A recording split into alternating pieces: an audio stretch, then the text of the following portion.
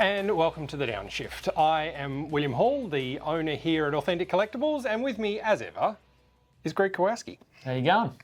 So, after our first episode, we thought we would get back in front of the camera and answer a few of your questions. Your feedback was amazing after the first episode, so we thought it was only fair that we actually, as I say, sit back down in front of the camera and Kind of return serve. yeah, answer some of your questions. So, Jump in, shall we? So question number one, Greg, was from JMC Motorsports TV. Love that dirty Larson ride. Maybe some race rubber on some supercar winning die casts. Yep. I sort of answered this in the last Role Models episode with AVL. Yeah. Supercars, it's a little more difficult to do dirty versions than on our sprint cars. Yeah, so we have done dirty versions of sprint supercars in the past. The 2017 Bathurst one is probably the most notable one of those. What's the only one we've released? Yeah, and with that kind of comes a bit of a story. Generally, the good thing about sprint cars is they're rolling around on mud and dirt and they get covered in the stuff, so a dirty version really does look significantly different than the clean car. Circuit racing cars generally stay pretty clean unless the track's complete bloody quagmire. So while we have tried to do some dirty versions of cars not that long ago, they just end up looking a little bit odd rather than dirty because the dirt's not nearly enough to make them look filthy, if that makes any sense at all. And it gets a lot more difficult when you start introducing damage as well. Like normally a race car, if it's significantly dirty, is more probably some scuff marks on the side from where they've banged doors or something. And if there's bits missing, oh man, it's basically a new tool if we're going to try and do that stuff. So that kind of kiboshes a lot of dirty cars if they've got structural damage straight away. Yep. It's something we'd really like to do, but they just need to get dirtier. Like basically, bit more rubbing. I mean, we're kind of getting that now with a bit more touchy than we had before. But a good wet race normally gives us the opportunity to do something dirty. Yeah. But then we need a we need a wet race that then we get a result and there's some knock-ons to it as well. There's also, as I said, there's some licensing issues around it as well, because at the end of the day, we're effectively covering up the partners on the cars with dirt that have paid the money to be there in the first place. So they don't like it much. Yeah, teams aren't necessarily as excited about it. It's more trying to replicate some celebration type stuff. And I know AVL and I were joking about how it'd be better if it was a single round and, a bit more celebration type scenarios like they do with NASCAR. But again, the likelihood of us making every single round winner per year, a bit like they do in NASCAR, our market's just not big enough. Yeah, no, we just can't afford to do it, really. Well, you guys certainly couldn't afford to do it, and we wouldn't be able to make the low enough quantities to probably make it work. So no, it'd be a race to the bottom, basically. Yeah. So, in answer to your question, that was a very long way of answering the question. Yes, we would like to do some. It's just kind of the dynamics of actually trying to make it work. Yeah. So, Wardy555 has said, great update video, love it, looking forward to the next one. Would be great to have a list of what's expected for the next few months that is more detailed than the in-transit section, as they don't necessarily arrive in order, and it'd be great to have clearer pictures of releases for budgeting purposes. I agree. Oh, I agree too. And I'm not buying one at a time. I'm buying a lot more than one at a time. Yes and no. It's another one of those. Obviously, we get containers of product. Once we get a container and we know what's in it, we only have a short sort of period of time to then come up with a bit of a plan anyway as we're going to release them. So it probably wouldn't buy you as much time as you were hoping. And quite often, until the container's actually shut. Yeah, things can change literally like right up till the door closes, and then we're like, okay, that's what's in that container, and we can bank on that. And even then, we've got a classic example of it right now. There is a container that is locked and loaded, sitting ready to go right now. And we're having a few issues with China Customs, which has now meant we have absolutely no ETA on when we're likely to see that container. Yeah. It might be leaving next week.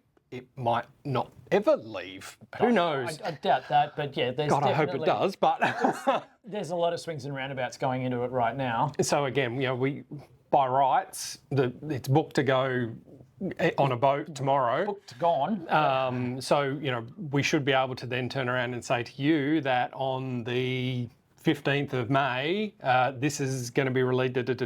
But again, if we had gone and done that, we'd have we'd look a bit silly. Yeah. And then you guys would then hold us to account of those dates, which you would be well within your right to do. Yeah. So sort of the way we do it at the moment, where we just say, look, this is all in transit. That's our understanding. It has left the factory. It is in transit technically, but exactly how they then roll out gets a little murkier until such point as the container's basically sitting out in front of our warehouse. Yeah, and we actually get to look at the cars and figure out what's going on. And then all of that container is going to be rolled out in the next sort of 3-4 weeks after that anyway. Yeah. So the trouble is to expand that window out from the other side of things and trying to figure out what's going to go into that container. That's really quite varied as well. Depending on what's going on, we might have a contract that we need to get sorted out, or we've got cars that we want to get delivered. We'll kind of play the shell game with certain cars to get things in. So while we might be thinking initially this is going to be in this part of the year, things can come in and kind of knock it out of place, and ultimately we don't really know where we're going to end up until, like I say, it's in the container. Well, another thing, there may have been a small issue with actually producing a car or something. We may hold the container and wait for that to actually be repaired or fixed or whatever the problem was to then put it in that container. Or we may turn around and just go, no, you know what, shut the doors and send it. Yeah. So it's all far more varied than I'd like it to be. Me too. But we've been doing this for nearly 18 years and it really hasn't been much difference. It's par for the course with this game, unfortunately. Yeah, and it is the nature of the beast. Although we can probably do a bit more on that, but it's probably something to think about in the future. Giving you guys a bit more scope on when things are going to be turning up. But right now, the in transit is kind of all we can really tell you with any sort of certainty. So sorry about that. Yeah. So our next question comes from Frank RD9EP, and there'll be an apology at the end from me. Right. So great video as always. I thought the Gen 3 GT S650 Mustang was going to be released in 1/12 scale. Also, the 100 years of Ford Mustang and the SVPRT cars, I think, would be good sellers. So in the first video we did, or the last video we did, which is the first video we've done. Yeah, first and the last. First and the last. I had said that we hadn't announced any Mustangs in 1/12. No, but we have. And I lied, because we have. So it was Dick Johnson's car, the actual sort of S650 launch that we've... Right behind your shoulder there. Just there. Yeah. That we've done in 1/18, but we haven't produced it yet in 1/12, and you would have seen the development sample that we had in the last episode. With other 1/12s, we tend to try and limit what we do. Like, we certainly don't announce everything we do in 1/12. No. We try and keep it more as, either a celebration car, like a Bathurst winner or a championship winner or something like that. We don't tend to just do regular sort of season cars. Yeah, it kind of needs to be a unicorn for us to go down the 12 scale path, because they are quite expensive cars. Yeah. The amount we're going to sell, the desirability is a lot lower than an 18th. So we have to. We tend to cherry pick the good ones for that sort of stuff. It's almost a vanity project for us, in that we really like them, we really like doing them, and they're cool to have around the office, but they're they're not exactly our bread and butter. No. So, people complain that 1/18ths take up too much room. I can tell you, if you were only collecting 1/12ths, you'd put a second story on. Yeah, easily. Yeah, you'd need a second house just to put them in. But they do look cool. So definitely look out for them. Hopefully the Mustang towards the end of the year does a bit more winning. Oh, it seems to be heading in the right direction. Yeah, so far. It'll be car 6 though. That'll win everything. And we won't be able to do that anyway. But that is a question for later in the vid. Yeah. Right, we have a question from Metal Mania. 143rd Group C awesomeness. Will there be blanks? Great stuff, guys. I assume by blanks you mean plain body cars. Wouldn't rule it out. Rhetorical question. You don't have to answer that. Oh, yeah. I assume that's what you meant. Short answer is we're not planning on doing it, but I wouldn't necessarily rule it out, but it wouldn't be happening for a while. There's enough stuff to keep us going with that for a while. Sorry about that. It's never something we've considered doing really in 43rd, but maybe we should.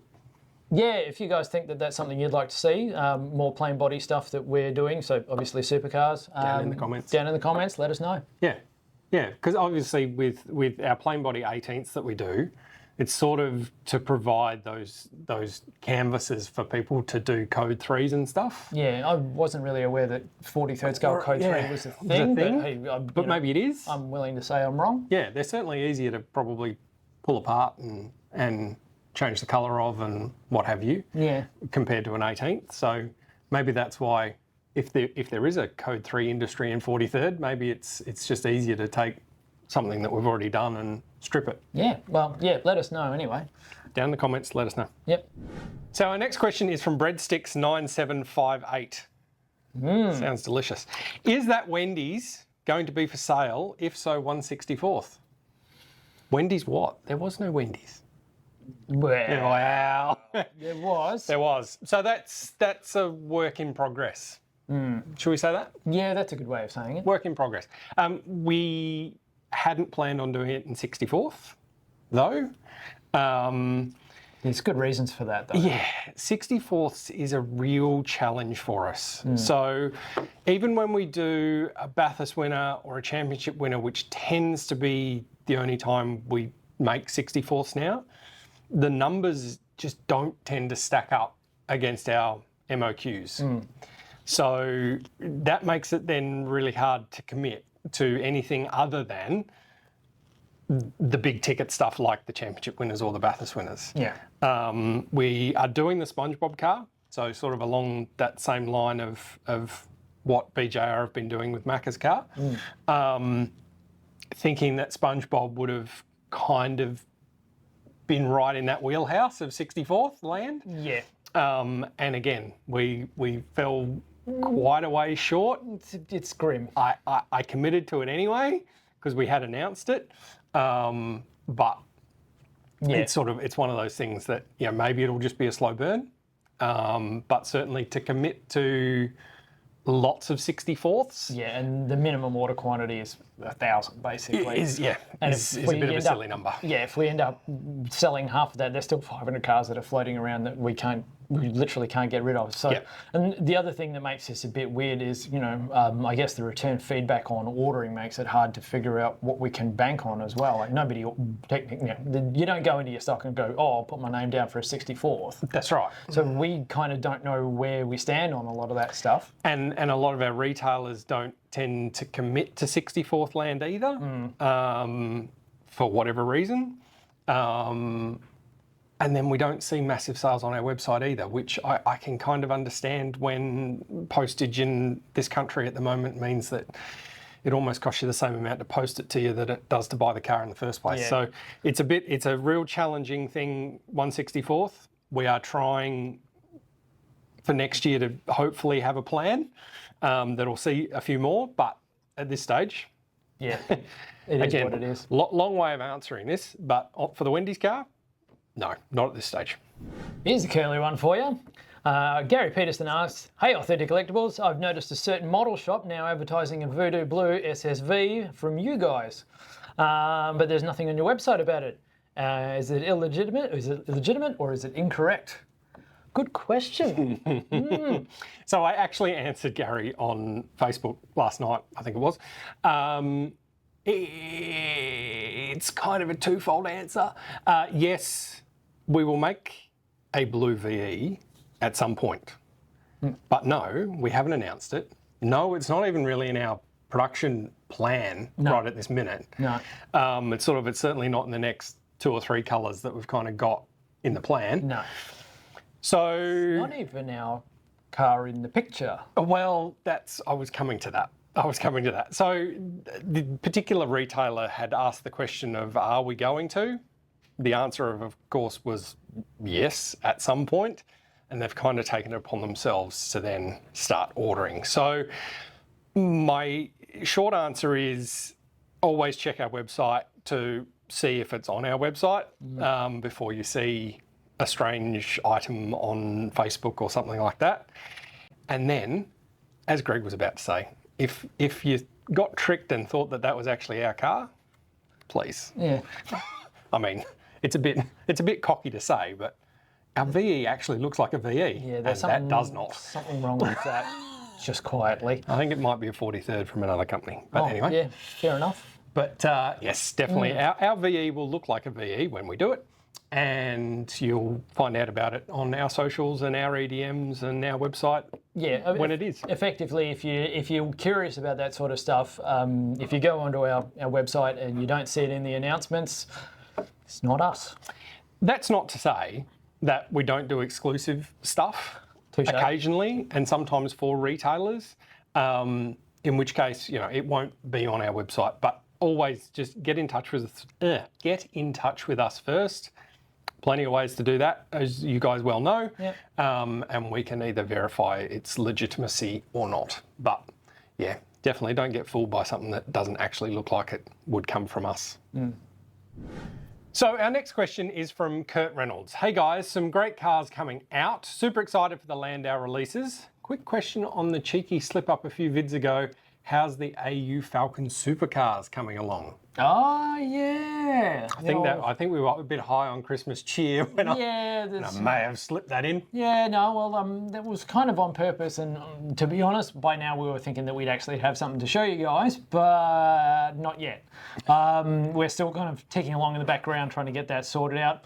There's still a few parts that we're kind of trying to get squared away on that, so maybe by the next vid that we do, hopefully I have something to show you. We did say that we'd kind of try and do these vids every couple of months, so yeah, so hopefully by the next one should have a car. But yeah, don't think that it's been completely poo-pooed and we're not doing it. I know, she's ticking away. Yeah, it's happening. Just don't freak out. It's coming. Don't worry.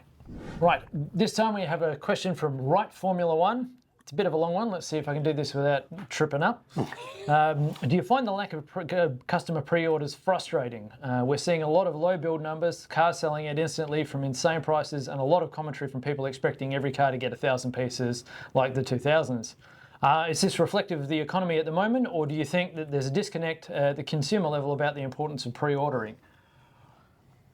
It's a solid set of questions, a lot really. to get through just there, but... Do we find the lack of pre-orders frustrating? Yeah. Yeah, I mean, obviously, we would like to be making more of everything. That's a given. But at the same time, we're sort of stuck between that situation of making too many or not making enough. And I sort of would always err on the side of making not enough. That just makes good sense. It supports the second-hand market. The second-hand market is obviously fairly important to our industry, and it's the kind of thing that we can really affect that. Like, we can totally stuff that. Yeah. And so we don't want to do that, but at the same time, it is a bit frustrating that we sort of do seemingly sell out so quickly. How we fix that, I'm not really 100% sure, really. We're certainly not ever going to get to the point of making thousands of cars per run again, unless it's a Bathurst winner. And even then, they've softened off a little bit. Yeah. But that's also back to the interest level in the category, I guess, and whether we're not really doing a good enough job at promoting the product or something. The on-track offering in terms of merchandise, etc., is a lot different than it was in the 2000s. Back in the 2000s when a lot of HRT cars were being made, for instance, HRT ran merch. They ran their own merch. And it was quite a big deal for Holden to do that, to the point where it was basically the merch was paying for the race team. Any stickers you saw on the car are a bonus. So from that point of view, there was a lot of buy-in from the team to want to have the cars and sell the cars, and it was a money spinner for the team as well. Those days are sort of gone at the track. It's always now, with the exception of a couple, DJR included this year. they're all a third party. Yeah. And so then it makes it more difficult for us. It makes it more difficult for the third party. The team's just kind of in the middle, sort of not at the middle. It's at the very end that would never get spoken about. Yeah. So it's different to what it used to be. When we do road cars, particularly in diecast, obviously, the numbers are still pretty strong. It's one of those things, I think. No, I think, over the last while as well, there probably has been a bit of a diminish in the interest in the category, and that obviously reflects numbers of stuff. But I also think that, the economic downturn has had a definite effect on the amount of disposable cash that people have to spend on cars. And we've tried to, mitigate that to a certain extent, but there's only so much we can do. The cars cost what they cost. Yeah. But ultimately, we basically made the decision we'll just sort of reel it in until things get a bit better, rather than ending up having stock that we can't sell, which is good for no one, really. Yeah, again, having now done this for sort of nearly 20 years, it's a little bit cyclical as well, in terms of, particularly in retailer land. They'll see the low numbers, they'll see the increase in price on eBay and what have you. They'll start to be a bit more interested in maybe stocking a little bit more. Then our numbers creep up. Then all of a sudden the sort of second-hand market drops again, and so we do see this cycle, and we're probably coming out of the bottom of one at the moment, as we've now tipped into a economy that's maybe not as strong as it has been in the past. So it's one of those things. There's a lot of moving parts to it, and so we tend to just try and work with what we've got. So if the numbers are low, then the numbers are low, and we press on. If the numbers are high, well, then sort of we can high five each other and keep going. Yeah. It's just the luck of the draw a little bit. Yeah, and it's not. Yeah, it'd be myopic to say that it's just one thing. There's all of those factors that all kind of contribute to the order numbers that we're seeing, and probably the disconnect a bit as well. Yeah. We do see that people register their interest, and then that kind of farts out when it gets to time to order. So, there's a few things that are going on, but it's all of it really. And we're constantly evolving as well in what we do, and I think you'll find next year we might do a few things differently as well, in terms of ordering and what have you. So it's one of those things. Yeah, for us in supercar land in particular, not having 888 and 888 currently, or in the last few years being on a bit of a tear. We lived through the DJR sort of cycle, which was fantastic for us. Now we're in a cycle in our supercar land where, without having 888, we're not getting the Bathurst wins and sort of the championship wins and stuff. Erebus obviously was the sort of little asterisk through all of that. But again, that came with its own interesting battles. It's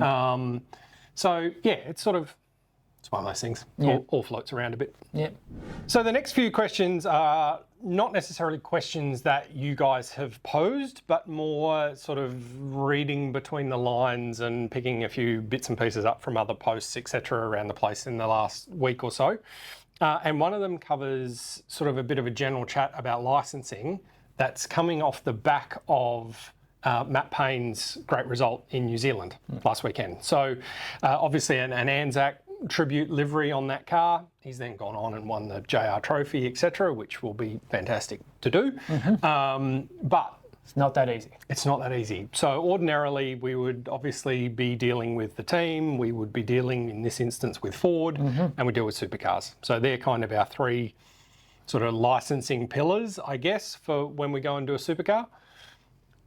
But when you then throw in some additional stuff, an Anzac appeal especially, an Anzac appeal, that changes the game a little bit. Obviously, when a sponsor does a deal with a team, or a team does a deal with a sponsor, probably the better way of putting it, the sponsor kind of gives the team the use of their IP to leverage their sponsorship, which then means merch, model cars, down to putting their logo on the signage at the track. It sort of covers everything, which means we don't then have to go to a Penrite in this instance and sort of plead our case to be able to make the cars. That's kind of all included in the deals.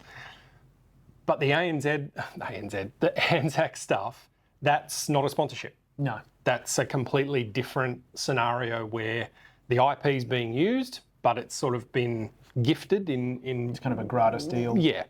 So it then isn't covered by merchandising agreements and the like. So invariably we then need to go and do another deal. And we're speaking from experience here from the joint we used to work at, where we did a couple of HRT cars back in the day. Yeah. They were fantastic with their Anzac Appeal stuff that they'd done. And we obviously wanted to be a part of that. So we ended up, there was a donation effectively that we made to the RSL through the program, and that was the way we got those cars done. Yeah. So I can see that happening again with Matt's car from the weekend, but it's not the kind of thing that on the Monday morning post-race we're able to sort of turn around and go, hey, here's the car. Yeah, it doesn't work that way. We've got the hoops to jump through. A few more ducks to line up. Yeah, and kind of until we've done that, we really aren't in a place to say yay or nay. So, yeah. So hopefully the answer is yes, and hopefully we are able to do them, and if we do it, it'll have the trophy and all those sorts of things, but we just need to tick a few more boxes before we can actually come out and announce something properly. Yeah. So don't believe any other Facebook pages. Yeah. We haven't announced it yet, and as soon as we do, you'll be the first to know on our pages. So one of the things that comes up invariably anytime we do any of these Q&A things is a list of people going, make this, make that, make this, make that. Yeah, all the time. It happens a lot. Could I have a champagne limestone Mark 7 Golf R, please? Sure, somebody else has made that. I'll just drive it home. Yeah, can I have whatever I'm driving today? One of the shit boxes. Yeah. Yeah, look, I'm not going to say don't do it because it is actually quite helpful to see what you guys are thinking about. I'd be lying if I didn't say that we've got a list as long as your arm of cars that we want to do for various reasons. Like it kind of gets whittled down to one, and that becomes the next project. Yep. But there is a massive database on cars that I want to do, or we've all got plans to do.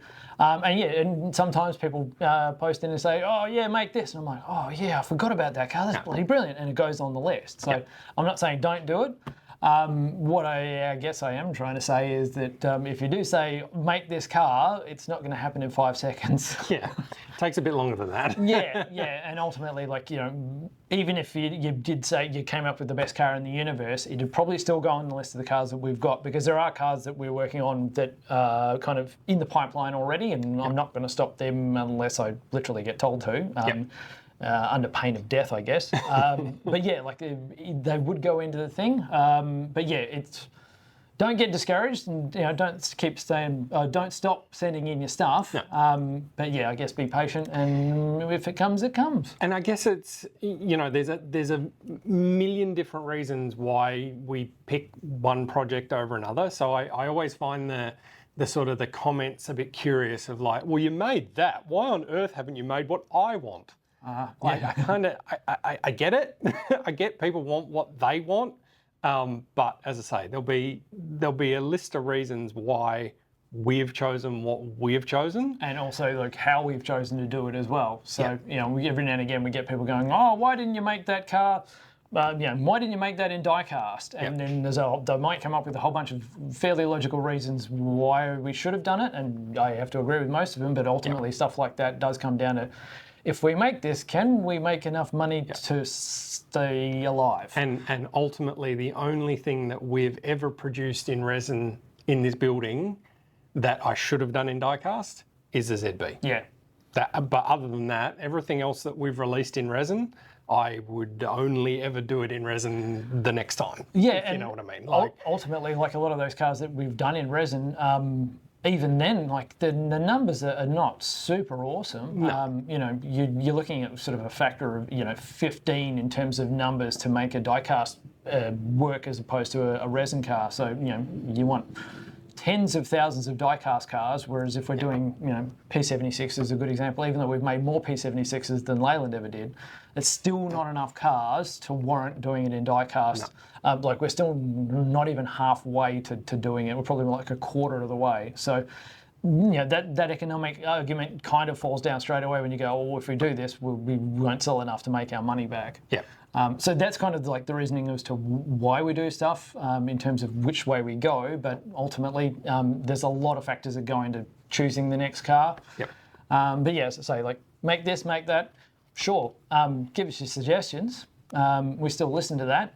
But yeah, ultimately, it goes into the list, and the list is pretty damn big.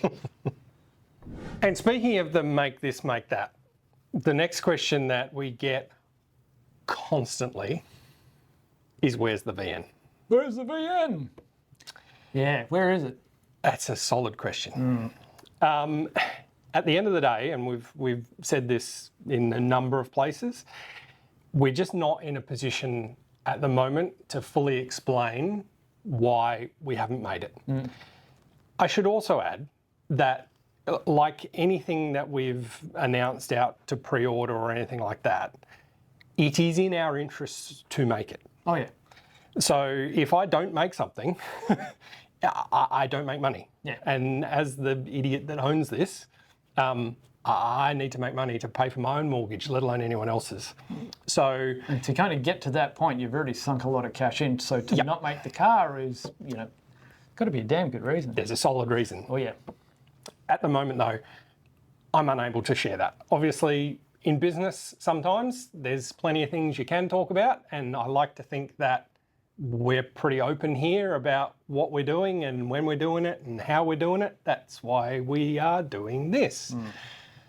But there's some things that just are not shareable, and unfortunately, this is one of them. So if and when we have news, then we will be doing this again to share that news. But at the moment, we just don't have any, unfortunately. So Can't tell you. can't tell you. But we continue to work in the background. It's, as I say, or as Greg said, there's been plenty invested. There are plenty of you who want it. There are plenty of you who ask for it. I want to deliver it to you. Can't. But right at this minute, I can't. So as soon as we, as I say, as soon as we have some news, you'll be the first to know. Monster cars. Not the same deal in that I can tell you exactly why we can't do them. Yeah. But why you can't? And we've said it before in numerous places, but we'll happily say it again. It's a Monster issue. So it's not an authentic issue. It's not a Tickford issue. It's a Monster issue. So effectively, Monster in the US, who have the rights to their logos, etc. A bit like I was talking about before, that, like a tradie in this instance or a Castrol in this instance have effectively given the teams the right to use their logo. Monster don't. It's a completely different scenario. Red Bull is a similar one in that Red Bull control their brand IP, etc. But Red Bull seemed to be a little easier to work with in this instance. Monster just seemed to flatly refuse to want to put their logo on diecast. That extends to the US. So you don't see in the US any NASCARs. They run plenty of NASCARs with Monster logos on them, but you don't get see models of them anymore. Or should I say licensed models of them, I suppose. Well, yeah, correct. There's a lot of black market stuff, but yeah, we're trying to do things legit, which means we need a license, and Monster are just a flat no on that. Yeah. So and it's not us that are trying to get the license. Like it's a Tickford thing. They want to do merch, and they are unable to do merch at the moment either. So it's one of those things that'll probably change. The merch will get sorted, and that'll be fine. But as I say, diecast land is just slightly more complicated from that fact that the logo is currently not being used on any diecast anywhere in the world. So it's just one of those things that we have to accept. That said, we're still working with Tickford. We still ask the question all the time. We're working with them on other things that we can try and do so that cam collectors can get something. But it's just a complicated issue. And it's a tricky one for the team as well, not just us. So it's a bit of a mess, and it'd be nice if it was easy to fix, but it's just not. Right now, it's another can't. Sorry. Okay, well that just about covers off all the questions that you guys had. Obviously, feel free to give us some more. We'll probably be a couple of months away before we sit down and do this again. Yeah. So if you're happy to wait for your question to be answered, whack it in the comments now and we'll get to it. Yeah.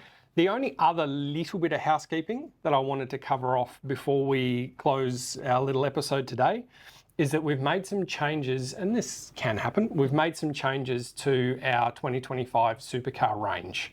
So quite often we'll announce cars early in the season and then they'll go and do something.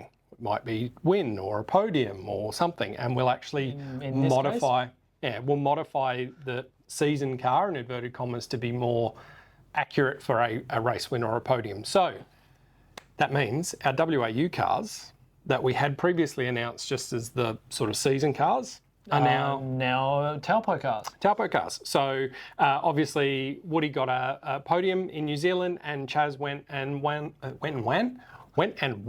race 9. Yeah, and that's Woody's first podium for WAU, isn't it? Or yes, first podium.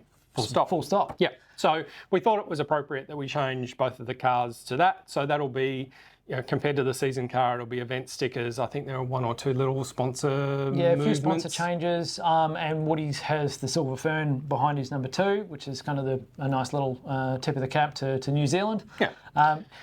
Ostensibly, the cars are pretty much the same, just a few little details. But yeah, we thought, if it's something a bit cooler to have winning cars than just a season car. So yeah, you'll be seeing them in a little while, but yeah, they'll be NZ cars now. So make sure, if you maybe hadn't ordered them already and you were thinking that you would now that it's a winner or a podium, be sure to get into your stockist, place your order. They'll still accept your orders, even though we've sort of closed orders. Go and order it. They'll still accept your order. Yeah. It's still available to register your interest on our website as well. So the details have changed now on our website. So if you look for them, still the same code and all that sort of stuff. It's just the descriptions that have changed on them. So you can register your interest for those, and as soon as they land, hopefully later this year, you'll get notified and you can go and grab them off us. Yep. And I guess the other one is that Shell VPR Racing cars that were the Jet Couriers thing at Taupo, Brody got a pole, so that will now become basically a pole car, a pole setter. Even though delivery was identical to what we announced. It's exactly the same. Yeah. So that's more means something. Yeah, it's a description change more than the car change. So yeah, nothing really changes on the car. Just it's now a pole position. Yep. And later in the year, if we do another version of a Shell car, it'll have the sticker in the door to say it's got pole position. Yep. That's always a good fun one to go and try and get the pole position sticker and stick it onto the crash panel. It's on the driver's side. All right, guys, well, that just about wraps us up. So don't forget to like this video, subscribe to our channel, all those usual things that we ask you / plead and beg for you to do. We'll be back, as I say, in a couple of months. Yeah, hopefully we'll have a few more toys to show you. We'll sort of be back to regular programming with some unboxings and what have you, hopefully in the next few weeks. Yep. Role models in another couple of weeks, all of that sort of fun stuff. So yeah, subscribe to the channel, click the notification bell, and you'll never miss when we start prattling on about toy cars again. All right, take it easy, guys, and we'll catch you on the next one. Thanks, guys.